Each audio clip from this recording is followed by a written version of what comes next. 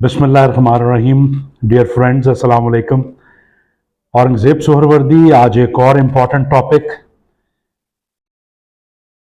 Management, leadership, administration, performance, coordination, promotions, carriers, conflicts, ये सारी चीजें जुड़ी हुई हैं खास तौर पे कॉर्पोरेट वर्ल्ड में या ऑर्गेनाइजेशंस में जहां पे हम काम करते हैं, चाहे वो कोई ऑफिस हो, चाहे कोई फैक्ट्री हो, चाहे कोई इमारत हो, कोई प्रोजेक्ट हो। बहुत इंपॉर्टेंट एक एस्पेक्ट है कि ये तमाम जगह जिन पे हम काम करते हैं उसको कहा जाता है वर्क प्लेस।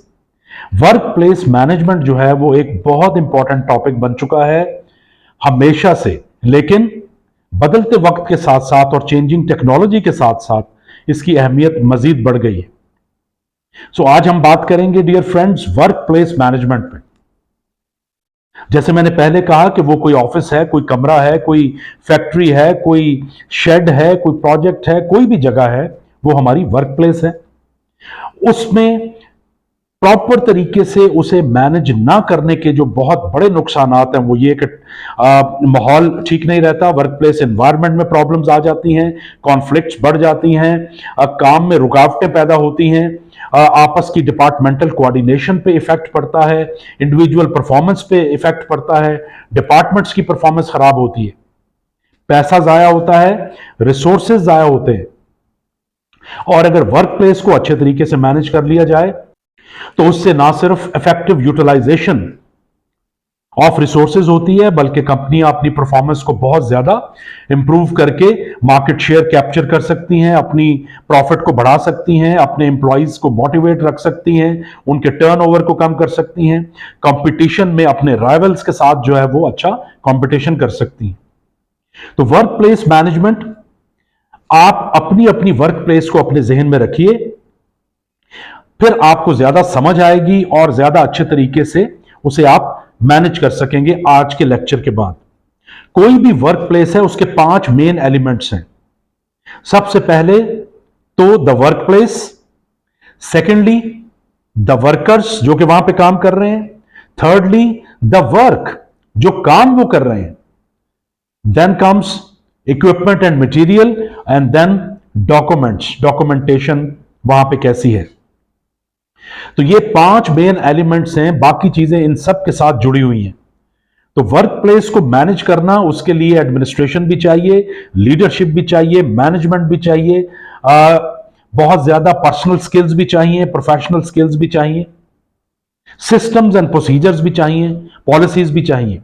तो वर्क प्लेस मैनेजमेंट का आगाज होता है वर्क प्लेस पॉलिसी के साथ।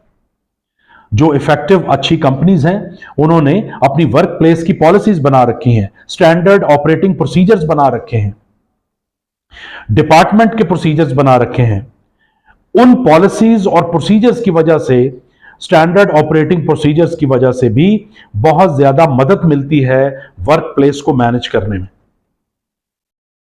तो अगर आपके पास वर्क प्लेस मैनेजमेंट की कोई पॉलिसी नहीं है तो बराए करम पॉलिसी बना लीजिए और उसमें तमाम चीजें जो इन 5 मेन एलिमेंट से रिलेटेड हैं वो शामिल कर लीजिए, डूज एंड डोंट्स शामिल कर लीजिए, रूल्स रेगुलेशंस और लॉज शामिल कर लीजिए। तो पहली चीज वर्क प्लेस। वर्क प्लेस में सबसे पहला जो टॉपिक आता है वो है डिजाइन का।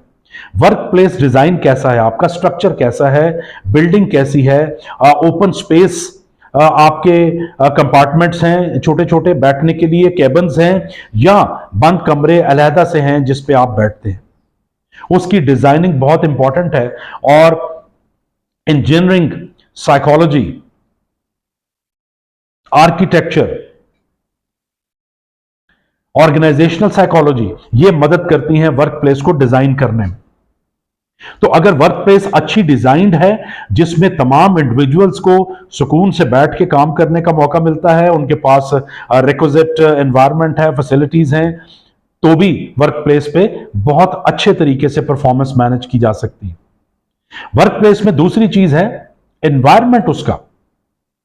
साइकोलॉजिकल जो माइंडसेट है तो उस वर्क प्लेस का वो कैसा है। अगर अच्छा है तो परफॉर्मेंस बेहतर होगी, माहौल अच्छा होगा। अगर नहीं है तो परफॉर्मेंस भी खराब होगी और जाहिर है माहौल में भी नेगेटिविटी ज्यादा आएगी, तो और सोशल रिलेशनशिप्स भी, ग्रुप डायनामिक्स भी इफेक्ट हो सकते हैं।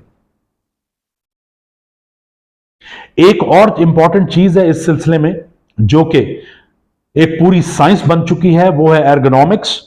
एर्गोनॉमिक्स इज ए साइंस जिसमें according to the work and according to the workers work place को डिजाइन किया जाता है nature of job, nature of task के मुताबिक, जिसमें आपका फर्नीचर है, लाइट है, टेम्परेचर है, बाकी इक्विपमेंट की प्लेसमेंट है। बहुत इंटरेस्टिंग सब्जेक्ट है ये भी। तो उसमें आप भी देख लीजिए कि प्रोफेशनली किस तरीके से डिजाइन की गई है आपकी वर्क प्लेस, एनवायरमेंट कैसा है, साइकोलॉजिकली सोशल सिचुएशन क्या है आपकी वर्क प्लेस की। तो ये सारी की सारी चीजें वर्क प्लेस में आ जाती हैं। अगली चीज है द वर्कर्स, जो इंप्लॉइज वर्क प्लेस पे काम कर रहे हैं, उनकी प्रोफाइलिंग क्या है, डेमोग्राफिक्स क्या है, एक्सपीरियंस, एज, स्पेशलाइजेशंस, मुख्तलिफ डिपार्टमेंटेशन। तो वर्कर्स का प्रोफेशनल प्रोफाइल भी और पर्सनल प्रोफाइल भी बहुत इंपॉर्टेंट है कि वर्क प्लेस पे वर्कर्स को किस तरीके से हैंडल किया जा रहा है, उनका एम्प्लॉय एंगेजमेंट लेवल कैसा है, एम्प्लॉय मोटिवेशन का क्या स्टैंडर्ड है, स्किल्स, नॉलेज, एटीट्यूड, एबिलिटीज का क्या स्टैंडर्ड है, कॉम्पिटेंस लेवल मजमूई तौर पे इसको कहते हैं, वो क्या है। वो बहुत ज्यादा हेल्प करता है अगर आपकी प्रोफेशनल और पर्सनल प्रोफाइलिंग एम्प्लॉयज की है और according to the job employees को हायर करके प्लेस किया गया है, उनकी स्किल्स को, नॉलेज को डेवलप करने की कोशिश की जा रही है, वर्कर्स का मयार क्या है, उनकी सोच कैसी है, यह भी वर्क प्लेस मैनेजमेंट का एक अहम हिस्सा है।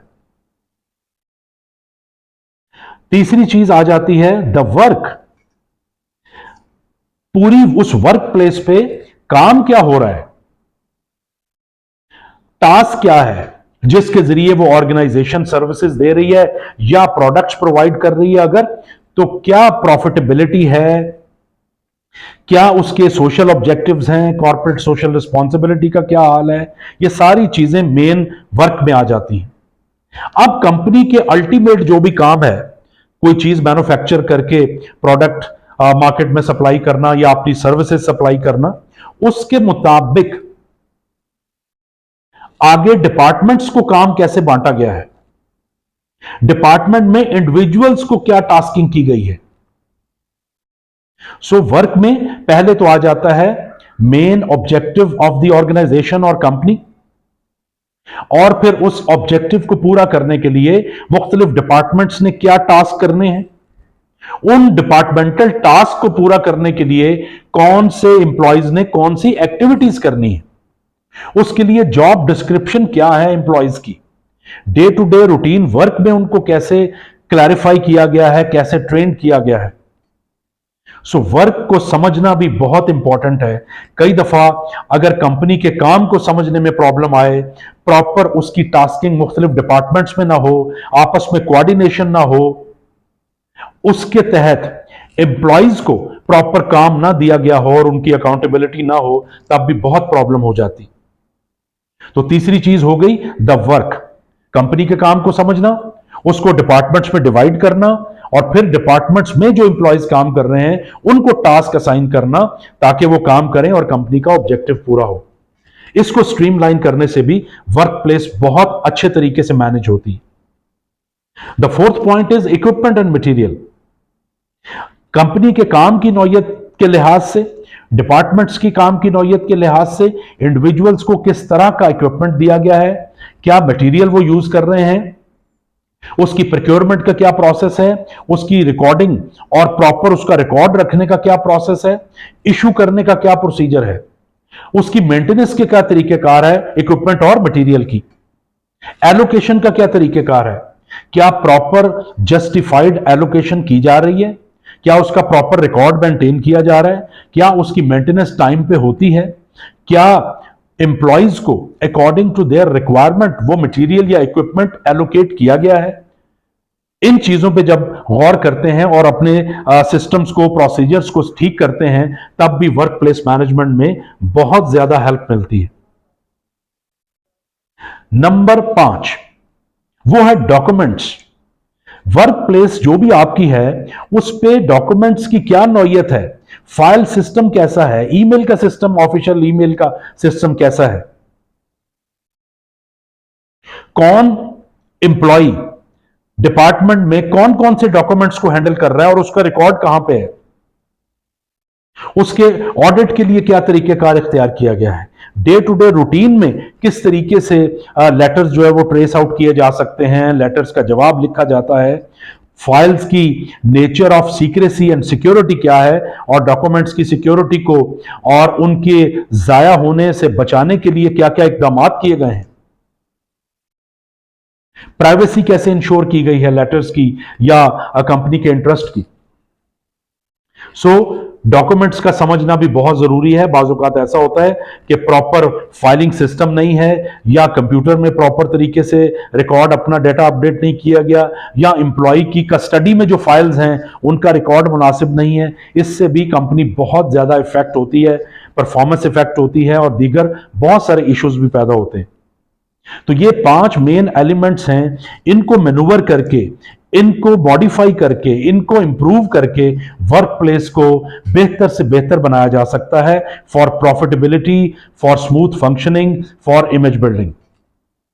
वर्क प्लेस के साथ कुछ और टॉपिक्स भी, कुछ चीजें भी एसोसिएटेड हैं, जैसे सेफ्टी। वर्क प्लेस पे सेफ्टी का क्या आपने सिस्टम बनाया हुआ है, कैसे सेफ्टी इंश्योर करते हैं, सेफ्टी की ट्रेनिंग्स का क्या तरीकेकार है, सेफ्टी की प्रिकॉशंस कैसे आपने डिस्प्ले की हुई हैं, मुख्तलिफ सिस्टम्स एंड प्रोसीजर्स में सेफ्टी का कितना आपने इनकॉर्पोरेट किया हुआ है, that's also very important. Then security है, जिसमें फिजिकल सिक्योरिटी भी है, सिक्योरिटी स्टाफ के जरिए जो आप करते हैं लॉक एंड की वाली और प्रोटेक्शन के लिए, and then cyber security.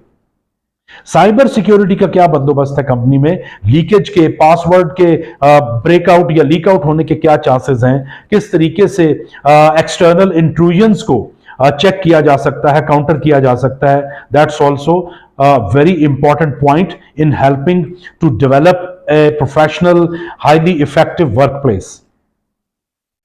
Social issues की अगर हम बात करें तो वो भी वर्क प्लेस के साथ कुछ एसोसिएटेड है, जैसे कि इनफॉर्मल टीम्स है, ग्रुपिंग है, लॉबिंग है, एम्प्लॉयज का आपस में रिलेशनशिप्स हैं, फॉर्मल एंड इनफॉर्मल। खास तौर पे फीमेल एम्प्लॉयज के हवाले से क्या फैसिलिटीज उनको एक्स्ट्रा दी गई हैं, उनके हैरेसमेंट के इश्यूज जो हैं उनके लिए क्या इकदाम किए गए हैं कि वो इश्यूज ना हो, या अगर हो तो कम से कम हो, लेकिन अगर हो भी जाएं तो उनको प्रॉपर तरीके से, जस्टिफाइबल तरीके से हल किया जा सके और इसकी रोकथाम की जा सके। फीमेल एम्प्लॉयज की ट्रेनिंग का क्या बंदोबस्त है इस सिलसिले में, और मेल एम्प्लॉयज की ट्रेनिंग का क्या बंदोबस्त है इस सिलसिले में। ऐसे में भी एक कंजीनियल एनवायरनमेंट क्रिएट करने में मदद मिलती है if all categories of employees including male, female, differently abled people, aged people, young people, देहात के रहने वाले, शहरों के रहने वाले, तमाम तरह के स्किल्ड, अनस्किल्ड एम्प्लॉयज एक अच्छे, रिस्पेक्टेबल, सिक्योर एनवायरनमेंट में काम कर सकें। इससे भी बहुत हेल्प मिलती है कंपनी की परफॉर्मेंस को एनहांस करने में। तो ये वर्क प्लेस मैनेजमेंट के सिलसिले में एक स्ट्रक्चर मैंने आपके सामने रखा, इसको आप अपनी अपनी कंपनीज के मुताबिक अप्लाई कीजिए, इसमें मॉडिफिकेशंस कीजिए, इंप्रूवमेंट्स कीजिए, तो यकीनन इंडिविजुअल्स की कारकर्दगी भी बेहतर होगी, वो भी पुरसुकून तरीके से सिक्योर एनवायरनमेंट में ज्यादा से ज्यादा अपनी आउटपुट दे सकेंगे और कंपनी भी थ्राइव कर सकेगी। Thank you very much.